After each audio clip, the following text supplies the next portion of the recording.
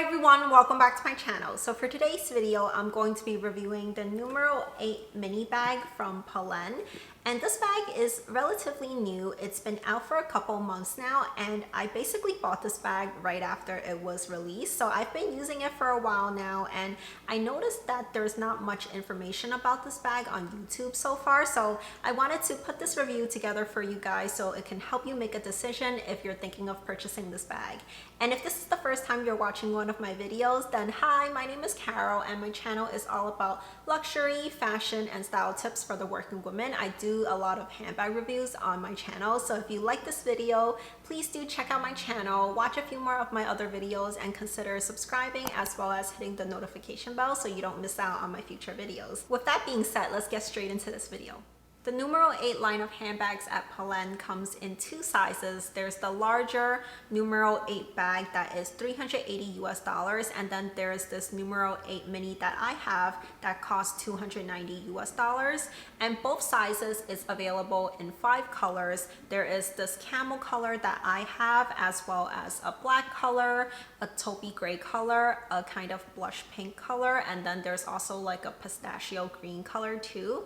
And this is a very typical bucket bag style. You do have this drawstring closure and then sort of a circular type of bag that is taller than it is wide, and then it comes with a top handle as well as this adjustable crossbody strap that is not actually detachable.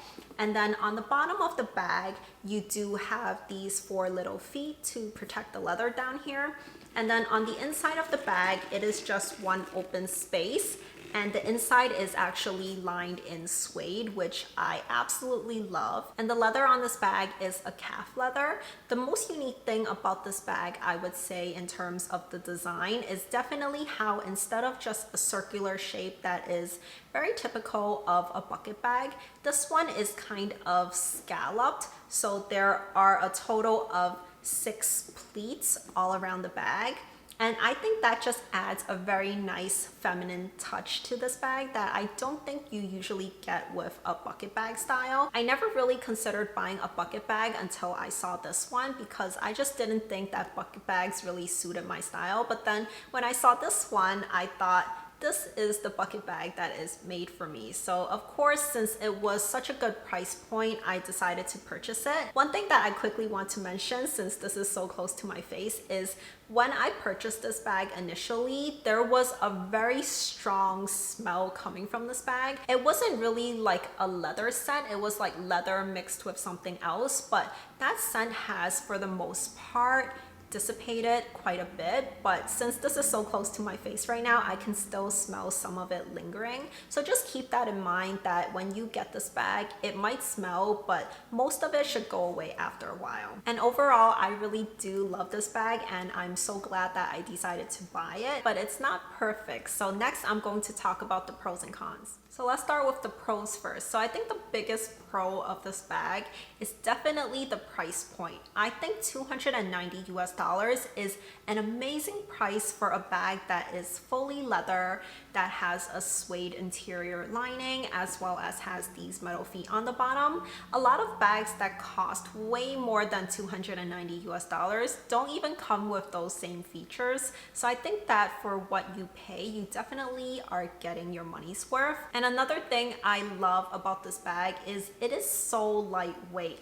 When this bag is empty, it really doesn't weigh that much at all. So when you start putting your things in here, you don't really have an issue with the bag being too heavy whatsoever. And I also really love how this handle is so comfortable to hold. I really hate when top handles kind of dig into your hand once you start carrying it for a while, and this one, as you can see, is easily bendable, and that actually comes in handy because when you reach inside this bag, it's great that you're able to kind of fold this to the side. And a few other things that I think are pros to this bag is, first of all, the drawstring is pretty secure, so you can easily tighten it or loosen it as you want to, but when you have it tightened, there's not really a risk of this just falling back down and loosening as you're using it. But personally, when I use this bag, I usually just leave it to the loosest setting on the drawstring.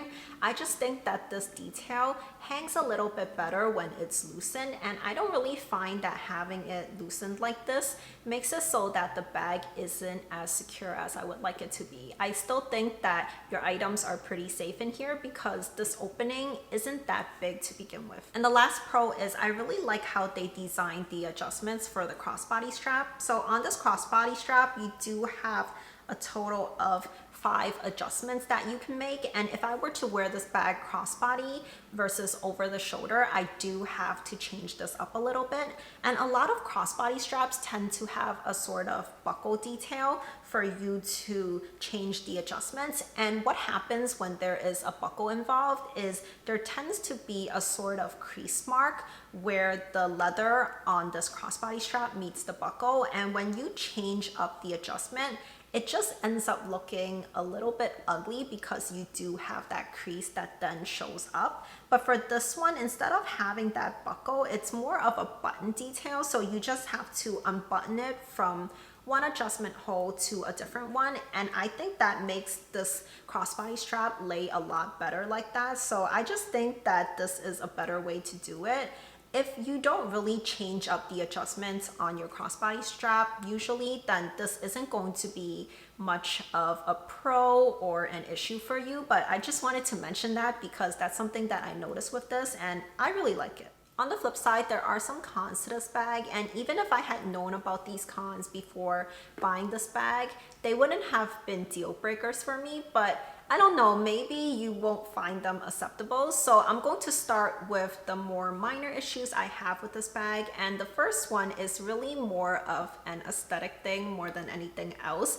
It doesn't prevent me from using this bag how I would like to use it. But on the back over here, you'll see that there is this one row of stitching, and that's the only part around these pleats that you'll see a line of stitching. I think they should have just made it seamless all throughout, especially on this camel color, which does have a contrast colored stitching.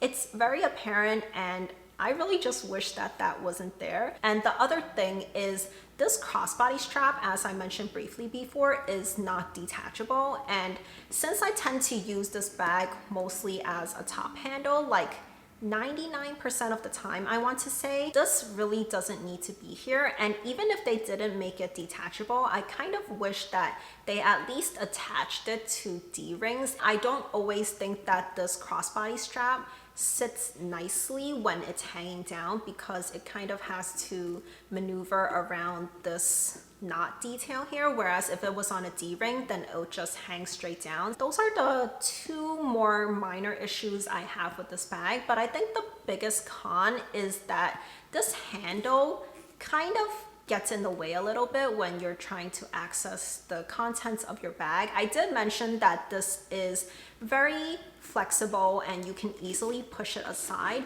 but the thing is, it's hard to take larger items out without setting this bag down on a table or a chair or something like that. So it's kind of the thing where I have to use 2 hands just to pull this opening apart, and then how am I going to get inside if I have to use 2 hands just to hold it open? So what I have to do when I'm kind of struggling with taking something out from this bag and I don't have a table or a chair to rest it on is I hang this over my shoulder with the strap, and then I have to push this aside and then get inside the bag, which that is really the only time that I use this crossbody strap because I just think this looks better handheld. I don't really like bags that kind of stick out a little bit too much from my body, especially for a crossbody bag. Something like this just kind of sticks out right at my hip, and I don't really like that look on me. So yes, the only time I ever use this crossbody strap, that 1% of the time, is when I am struggling to take things out of my bag. Next, I'm going to show you guys what fits in this bag and exactly what's in my bag when I use it. So this bag has a height of 19 centimeters, which is approximately 7.5 inches, and it is taller than it is wide. So that's something that I had to get used to because most of my bags are wider than they are tall. So if you had something like a full-size wallet, for example, or a cosmetic case, these will fit into this bag if you put it in sideways, but I really wouldn't recommend it because it takes up so much space. And similarly, if you had a sunglasses case, that will also fit in sideways, but I really wouldn't recommend it. It makes more sense to either use a small pouch for your sunglasses or even just put in your sunglasses directly. That would be a lot more space saving in here. And if you had a compact umbrella that was shorter than 7.5 inches, or if you had a smaller bottle of water, that could also fit in here. Keep in mind that if you were to put a bottle of water or umbrella in here, everything else that I'm about to show you guys probably wouldn't also fit in here, but I kind of like that you have that option to carry those things. So for my bag specifically, when I use it, I use my medium-sized Kirigami pochette to carry things like my face mask in here and some of my smaller cosmetic items. And this goes directly in the center of the bag, and it kind of forms a separator between the two sides of the bag because there are no interior compartments to this. So inside here, I'm going to put my face mask, and then I have 2 bottles of lipstick here, and then I'm going to also put a tube of lotion and then a travel size bottle of perfume in here. So this fits in here perfectly fine. It's not as tall as the bag is. I'm not sure if you could see it because it's very dark in here, but that's where the pochette is right now. And then I have my phone that I put in here. And then I have a pack of tissues, a card holder, and then my bottle of Purell. And then I have my car keys, as well as my keychain with my house keys on it. And then a hair tie, my AirPods Pro, and then I have a mirror. And then the last thing I carry in here is just a pair of sunglasses, not in the case or anything. I don't know if this is the safest thing to do, but I usually don't even bother putting my sunglasses in a pouch or anything. And that's what it looks like with everything packed in here. There is still some more space to spare, but this is everything that I carry in my bag. And because this bag is so lightweight when it's empty, even though I've loaded quite a bit of stuff in here, it's not that heavy at all, and it's not uncomfortable to carry it top handle. And even if I were to carry this over my shoulder or crossbody, it's also pretty comfortable because I think the strap is actually really nice. It's really flexible, so it's not a very stiff leather, and because of that, it's actually quite comfortable on your shoulder. As for the wear and tear of this bag, I don't really have anything major to comment on right now. This is such a new bag. I've had it for a month or maybe 2 months max at this point, and if a bag were to have noticeable wear and tear so soon, that would be really ridiculous. And Polene does seem to be very good in terms of its craftsmanship and the quality of the leather that they use. There is one thing that I want to personally pay attention to, and that is with this shoulder strap. Because this isn't on a D-ring, I'm just worried that over time this will cause a crease mark, and worst case scenario, the leather might start to crack here. So that's something that I want to personally keep an eye out on over time. But as of right now, there's no issue with it whatsoever. So that is it for this video reviewing the Polene Numero 8 mini bag. And I really hope you guys found this informative and helpful if you're thinking of purchasing this bag for yourself. And if you like this video, please do give it a thumbs up and let me know in the comments down below your thoughts on this bag. Or if you have any other questions about this bag that I haven't answered in this video, let me know in the comments down below and I'll definitely get back to you. And if you haven't already subscribed to my channel, please do consider subscribing for new videos every single Thursday. And I'll leave 2 videos up on the screen for you to watch next. So I'll see you very soon. Bye for now.